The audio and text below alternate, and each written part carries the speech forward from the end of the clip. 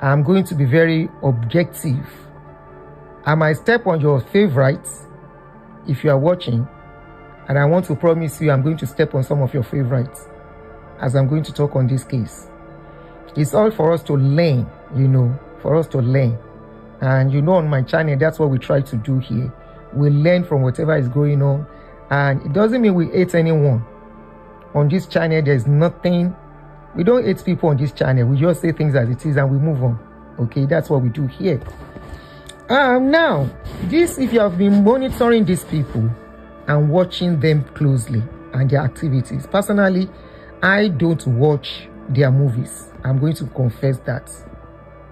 Okay, I don't watch their movies, not because I don't like them, but because, number one, I am no more a movie person. If I want to watch movies, I have my kind of movies that I watch. I want to watch movies that I can relate with, realistic. I don't know if you get it.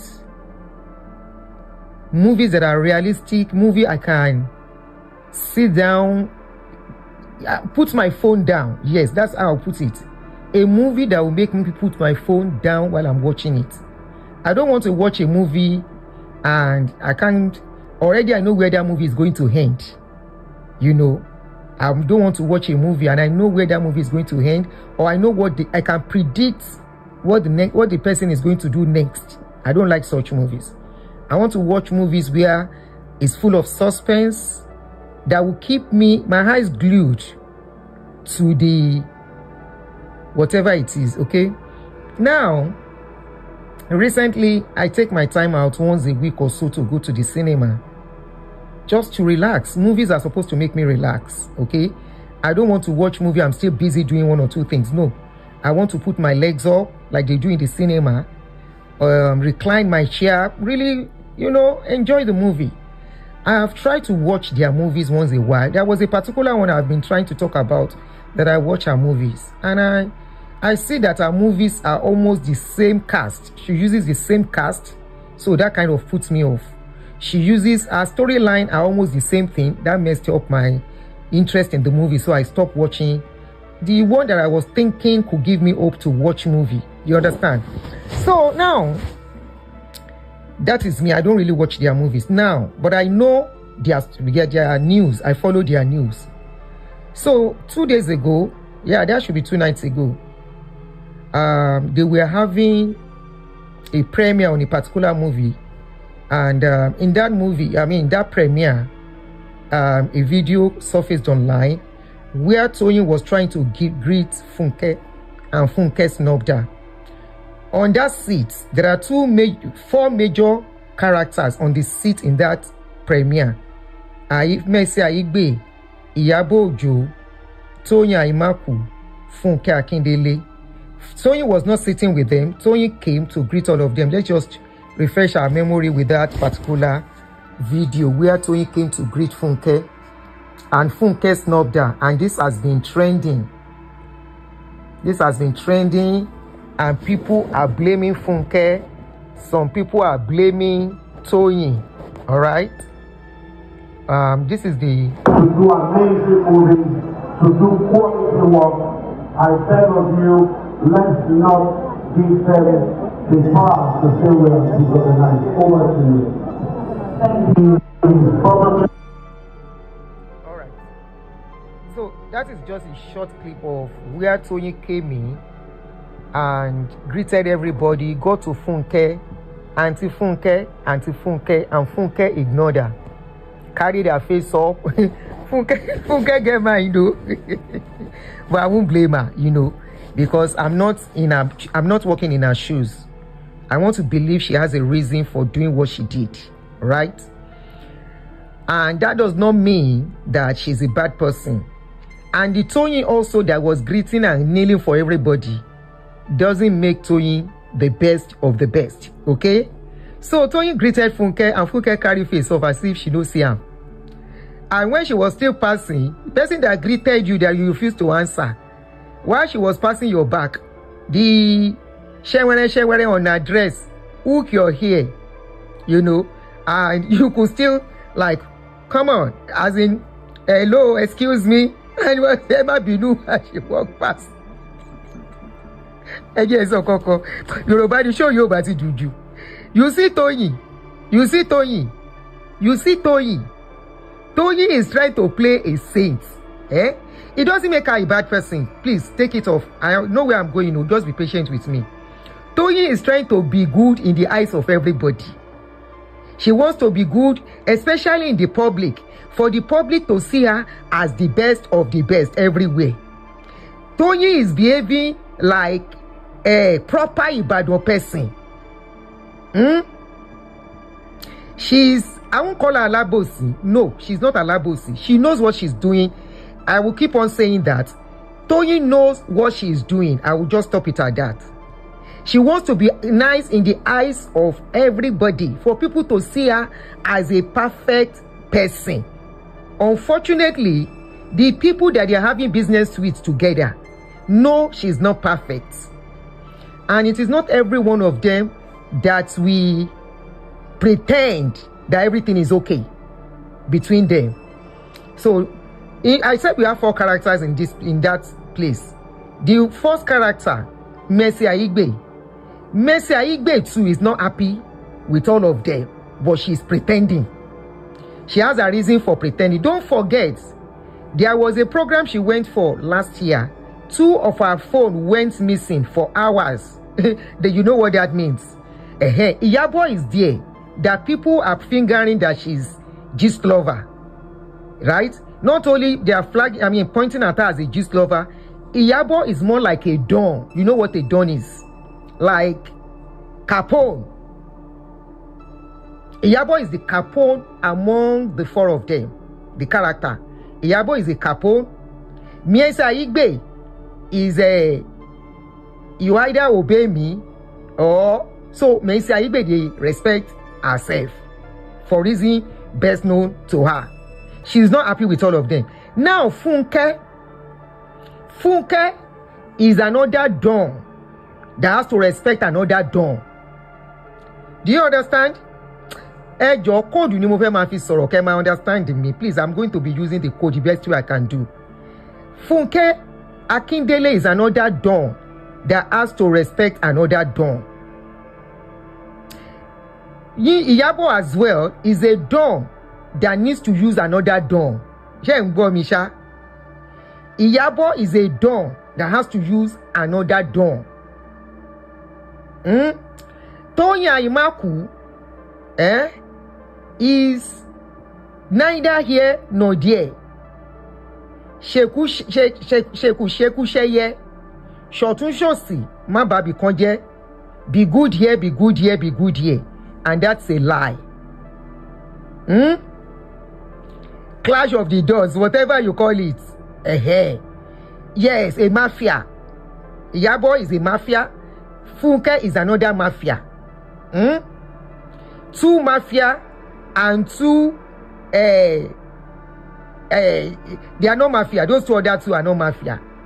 They are 2 speaking. Yes, she has released. I will read her statement. I have her statement here. So if you know, you know. Now it be the case of what is going on. Now we are talking about rivalry here. Take it or leave it. There is nothing like friendship. Nothing like friendship among these people. Use me, I use you, ne? Use me, I use you. Is the game all of them are playing. Every one of these people, they are playing game. And if people think this is just a whatever you call it, a clout to sell that movie, no, it is not a clout.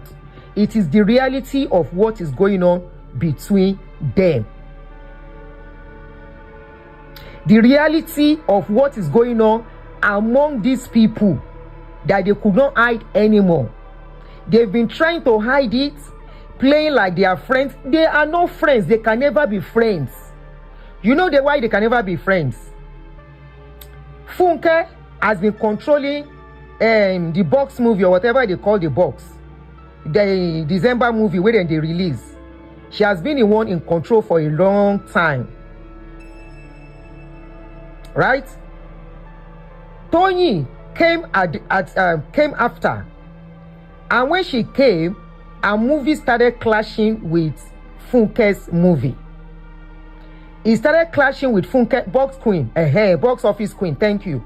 It started clashing with Funke's movie. And at a point, Toyin cried out, don't forget, I will refresh our memory here. She cried out that, Como, they are not letting my movies to sell. I remember I discussed with somebody when they started having this problem 2 or 3 years ago. I said, must everybody release movie in December? Yes? Hey, you're coming. Cabo. Alright. You understand? Rivalry is a thing among filmmakers and music people. They only pretend when they go outside like they are cool with each other. And the ones that cannot pretend, they will show it. And you know who they cause all this problem? Now their fans. The way fans compare. And it is normal. But the ones that cannot hold it will start having attitude. Now, before this thing got to this stage, Toyin on 2 occasions, right? Toyin on 2 occasions came out to complain.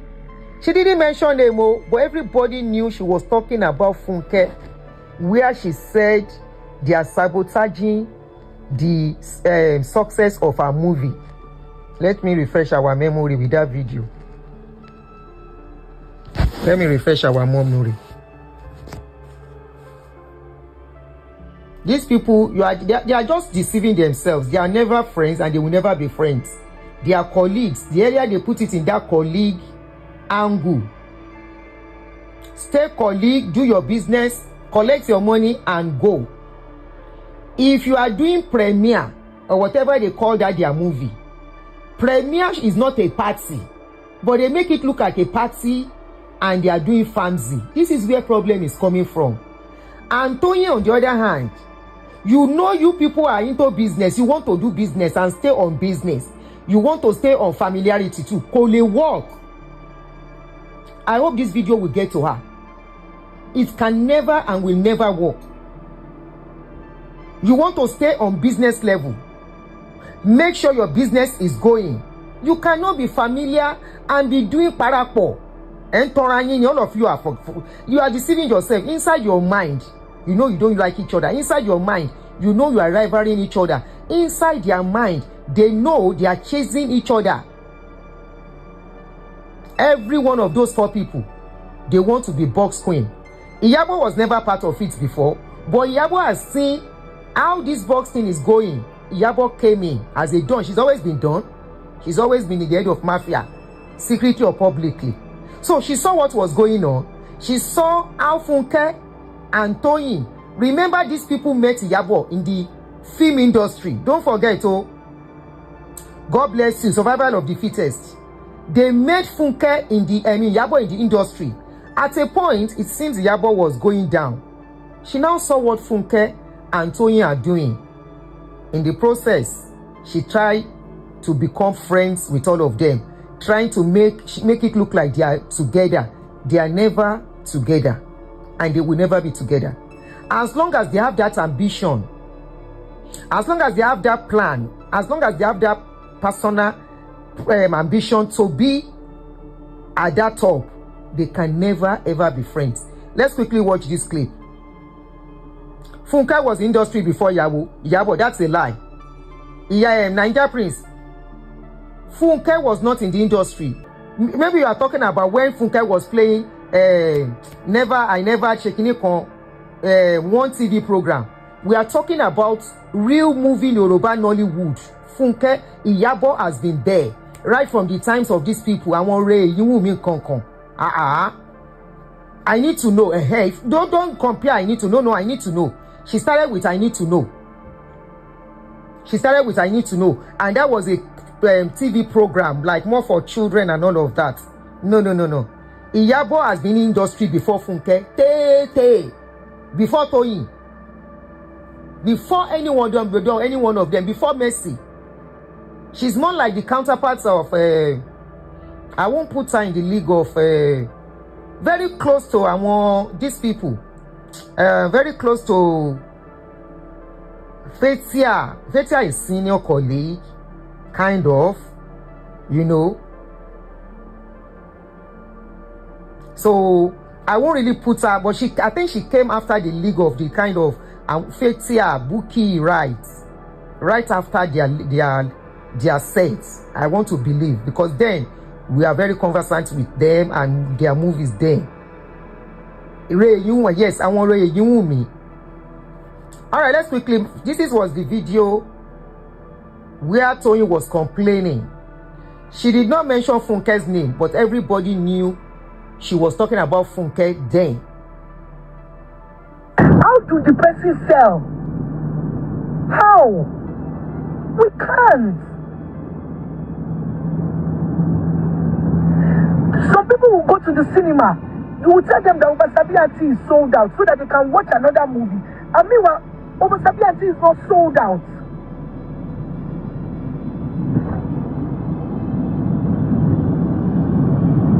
Do you understand? A lot of things that are going on. Guys, look at Showtime. You will give one person one show. How do the person make money? I produced a good film, I directed, I did a lot of content, a lot of publicity, so that people can come to the cinema.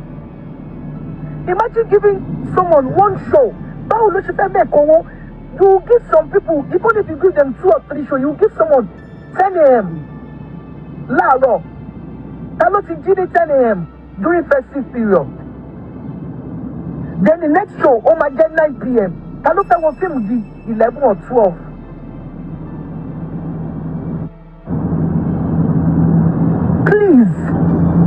Please. The reason why I'm speaking out now, right now, a lot of films are in the cinema. And you can even see Mr. Nii. Mr. Nii is complaining. He is not lying.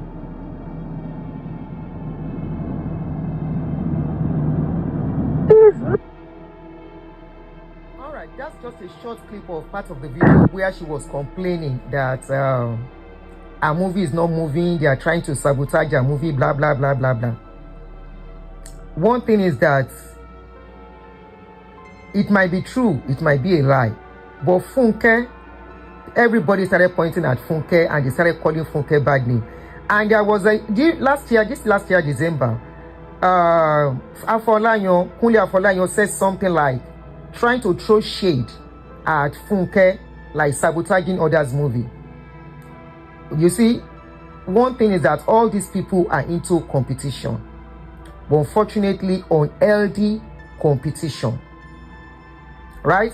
And that is why they go to extra miles. You can see them throwing shades at each other these days. There was a place where this lady,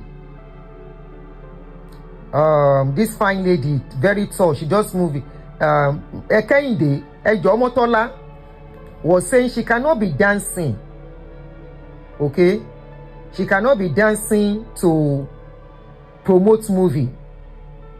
Somebody said, in fairness to Toyin, that trans was about the cinema doing favoritism. I remember, yes, you are right, where she felt they are not allowing her movies on cinemas. That anywhere she goes, they will say the place is booked. It is still all about competition. Take it or leave it.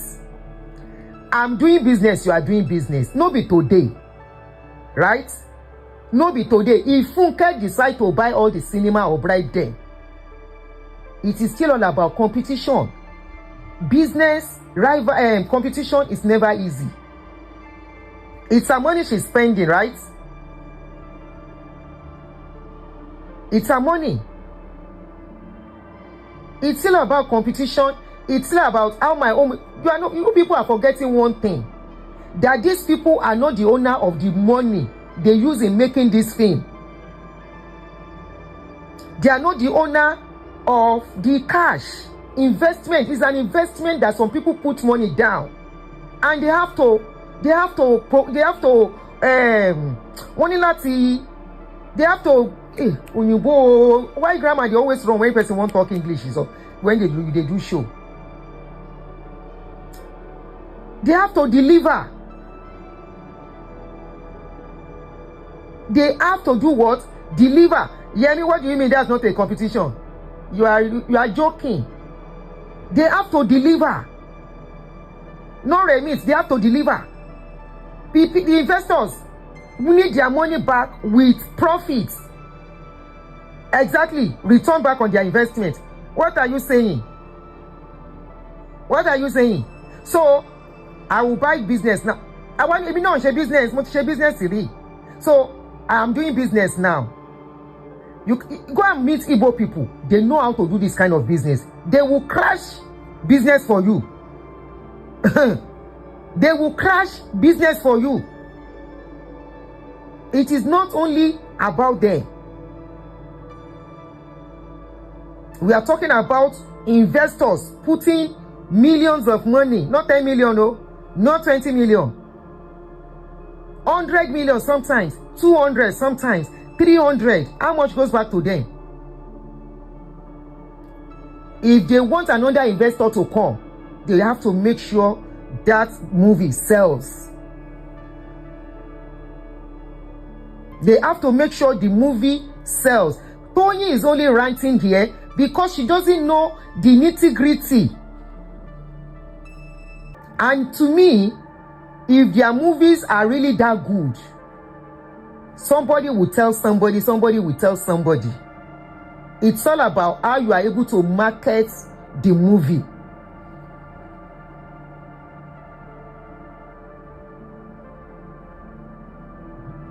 How you are able to market the movie. If she feels Funke is bribing people or whoever is bribing somebody, she can as well do that. She can as well do the same thing. You see, rivalry of this kind of a thing is always dirty anywhere in the world, even in this America that we are talking about. Can't you see when somebody is about to release a movie, you will see propaganda about that person on social media, on blogs. You will see how many times have they tried to bring this guy down? Tyler Perry. They try to bring that guy down because his movie is always selling, either in the cinema or Netflix or wherever. His last movie, he took it to this place where you have to pay to watch big bets.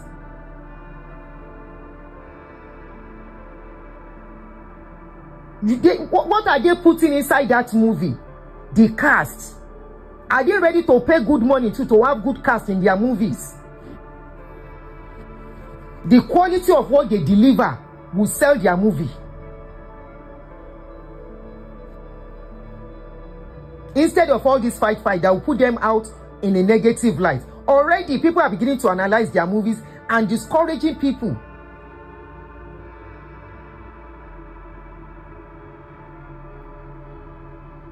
Discouraging people that cannot go in a movie, no. They are only putting, they've tried to bring Tyler Perry down countless times in America because his movies either on the TV or Netflix, wherever Toba see is always set. People will watch. People will watch, and they have tried several times. They've called him different names. They've exposed his sexuality. They've exposed a lot about him. People are still watching his movie. The industry, music and movie industry is always about dirty competition. Take it or leave it. Anywhere in the world. It's not about them alone. Anywhere in the world. It is your quality that will sell you. Not only your quality, the way you carry yourself. Now let's talk about the way Toyin carries herself. Toyin bere sile owo. Toyin does not know what she has. Toyin does not know what she possesses. Toyin does not know her quality. All in the name of farming. She doesn't know that business is business. When did Funke start rolling with these people? Funke made sure she had the name. Koto bere sin roll pẹ̀lú wọn. I forgot to bring one of her interview where she said she doesn't go to parties. When did you start seeing Funke all around? Funke focused on her business. She built that name on solid ground before she started mingling with them. She made sure she got her name solid. Nítorí kún Funke ti pé nìyẹn. Ìwọ Toyin, you are now going up and down, doing familiarization where business is involved. You are now crying. Yes, our brand. You are now crying up and down. When you have you could start greeting everybody. Ekpele Auntie Funke, Auntie Iyabo, how are you? Auntie Kinikan, Oversabi Auntie, and Yeninga Kinikan. You are spoiling your brand by yourself. Forget it.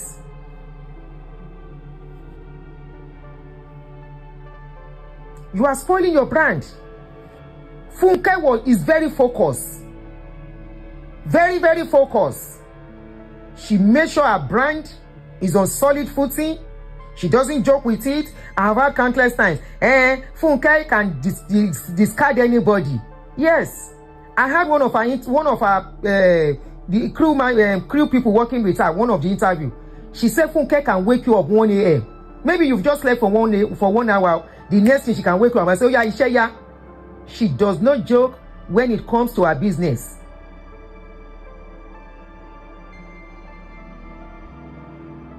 Now, she got that name. Unfortunately, she's now messing up the name. Who does this kind of your business and start meddling in the mud on social media? Otoro Koro, you are doing a serious business. You are playing with people on social media, doing fracas. Ibi tí mo ti bẹ̀rẹ̀ sí lose interest pẹ̀lú gbogbo wọn pátápátá finally nìyẹn. Hollywood people here, how many times do you see them going up and down? They are sitting down somewhere thinking of the next thing to do, the next movie to do, and all of that.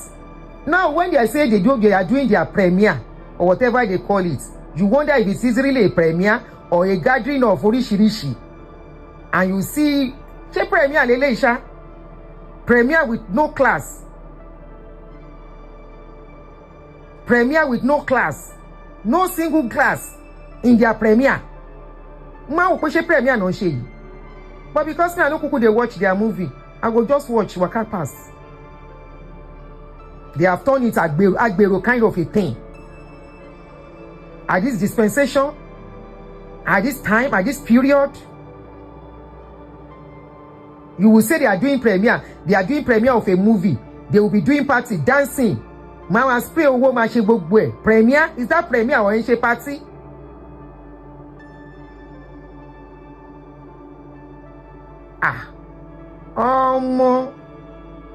I just look at them sometimes, I'll be like, and these are the role model of our youth. These are the role model. To the extent that Toyin will remove her shoe while dancing. Hello. Kò sí class mo. Toyin will be dancing.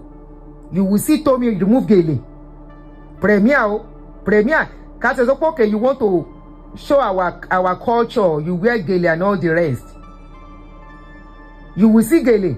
She will remove gele. She will remove shoe. She will start dancing like somebody on colos. And to some extent, maybe what Funke did, we said will reset our brain. It will reset our brain. None of them is perfect. No, but don't support anyone against each other. Don't support anyone against each other. Ikono ni gbogbo wọn. Till if Funke now decide I don't want to deal with you, she has her reasons. She has her reasons. Meanwhile, we don't really know. Maybe Toyin has been talking about Funke behind. Has been complaining. I'm sorry, I'm just like Funke. If I don't like you, I don't like you. I don't pretend. If I don't want to deal with you, I don't want to deal with you. I don't pretend. They had a fight sometimes ago that they settled for them. If you see them together, you would think they will never fight again. These are business rivals. Every one of them wants to climb. And unfortunately, if both of them, both Toyin, Funke, are not careful, that dawn is going to come between. She's looking for a way too to start raining. The dawn is trying to look for a way to start raining too. Like I said, Iyabo, she came into the industry before these two, and they started making waves. Before you know it, Mercy Aigbe too started making waves every December. She's the only one that we don't really know if she was still acting or not at a point. At a point, we saw her on a reality show. At a point, we stopped seeing her. Like I said, I hardly watch their movies, but I've been reading comments that people say she doesn't really act like she used to be. Now, she's back in the industry fully, and trust me, she has come to be another contender. So, Toyin, where they kneel down up and down, Toyin that is kneeling up and down, you go explain tire. You better go and face your business and stop being anti Funke Karo, anti Toyin Karo, anti Lolu Shewa, anti Kineko. Go and face your business. Go and face your business and do something. Focus on business. The way Funke focused on business, and she made sure her brand is standing on solid ground. If Funke is ready to do movie now, you will not see Funke everywhere. She will go and focus on that acting something.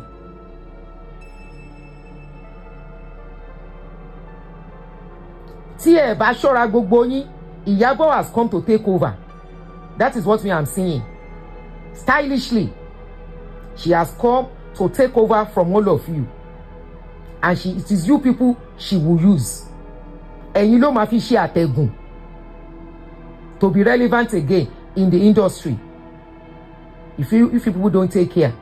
Now, Mercy Aigbe don't enter coma. My star icon Funke is on my mama's show today. I will miss it. Okay.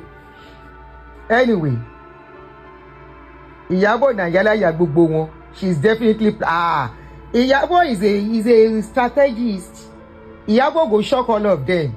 Both Funke, both Toyin, both Mercy Aigbe, she go give them shock. And trust me, life is all about survival of the fittest. Survival of the fittest.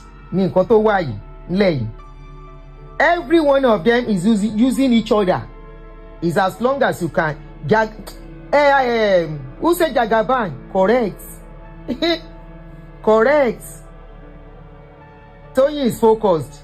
She releases her movies on and doing very well. If she's focused before, they will distract her. So she better go and sit down one place and stop doing Auntie Tolu Epele, Auntie Iyabo Ekasoma, Auntie Funke Enlema, and stop doing no one be up and down. She better go and stay focused. All this one, the husband is writing kini up and down. It's not working. It's not a sentimental thing. The business world is a realistic world. She go carry all enemy, put for side. We go destroy her gradually. Take it or leave it. I'm not saying they are not acting. Omoluwa is acting not different from producing. All of them want to be in the league of producers. Producing is not acting, it's different. And remember, when they are producers, they have investors investing in their business, in that business, and they must the return back for the person's investment. If they lose, they will not see investors again. I mean, they tell you say I didn't get money when they take do movie. She wants to feel on all ni. I remember when they used to use my house now. Men, they have approached me. Auntie, please, can you be an investor? Oh, you are asking, Mercy Ihati. She has been in the industry, but she is not making waves like them. Neither is she making money like them. She's just getting back to start being like them now.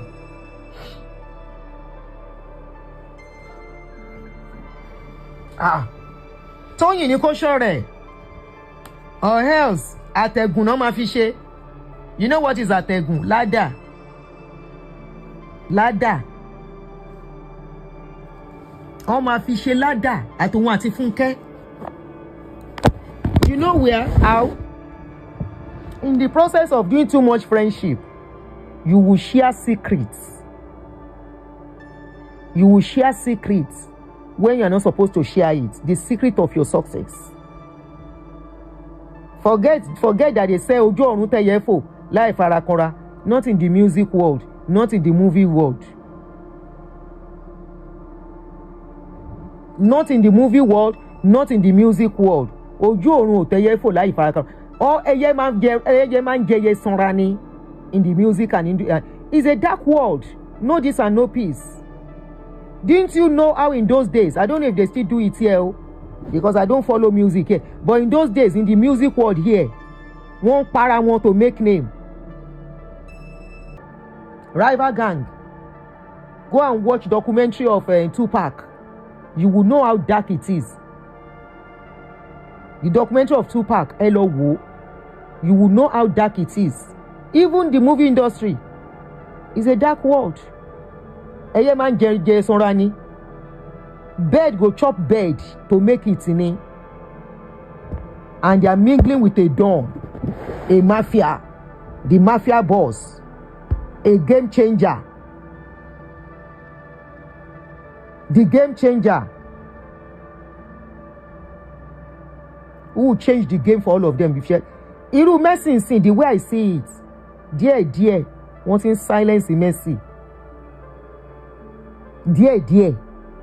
I saw Mercy the way she dey carry neck in the venue on that day. She dey carry neck. I say, eléyìí wọ́n ti tiẹ̀ ti ń lọ díẹ̀. It's a dark world. There is nothing like friendship. If they are doing premiere, walk in. Toyin is making mistakes. She's mixing business with pleasure. She's making friendship where she's not supposed to make friendship. Now Toyin I pity for pass because she has really tried to get to where she has gotten to today.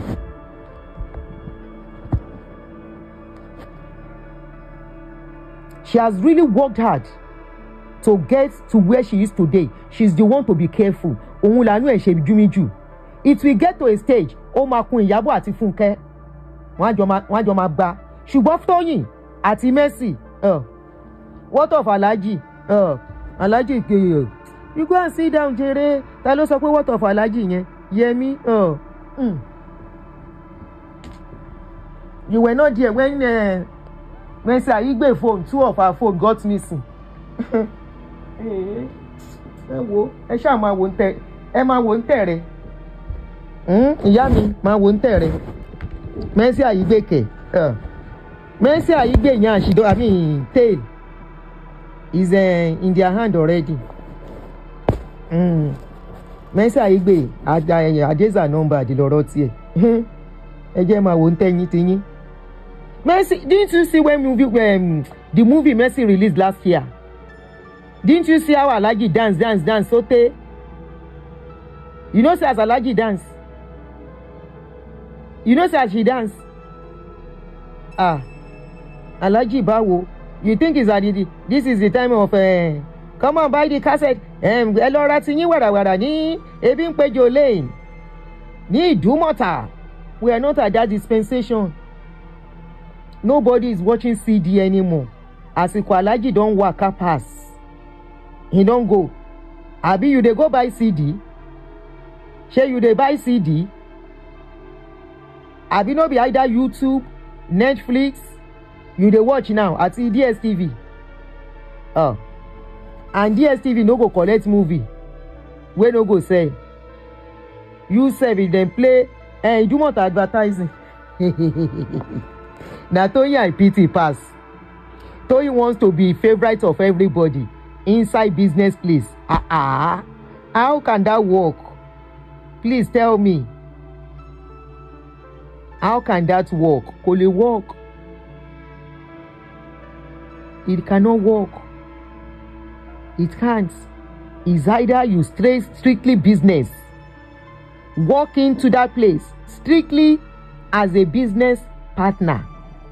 Of course, They can still call each other to do movie. They can still call each other to feature in everyone's movie. But to think say, na be friends. I'm going to read 2 updates. One by Iyabo Ojo, the other one by Bimpe Akintunde. I am going to read it to you. Bimpe said a real truth inside that thing. There is no how you want to be a professional person, you will not set boundaries. And that was what Funke tried to do, that people are blaming Funke. Funke only tried to set boundaries by what she did. Because Toyin is doing too much. Toyin is behaving like, honestly, I don't know how to put it. Toyin is doing too much, way too much. They have to be competitive, Juni. Their business, their job is competitive. We are not talking about acting. This is not somebody calling you to come and act. That's different. They are producers. They are producing movie. Producing movie is going to take your blood so that profit can come in. Because after the people that put money down will collect their money first. Right? Then whatever is left is your own profit. Were you not here? Was it Kunle Afolayan that was analyzing how much they put down? How much the people that sponsor the movie put down, and the remaining money they get is nothing to write home about. I mean, it's something, but you'll be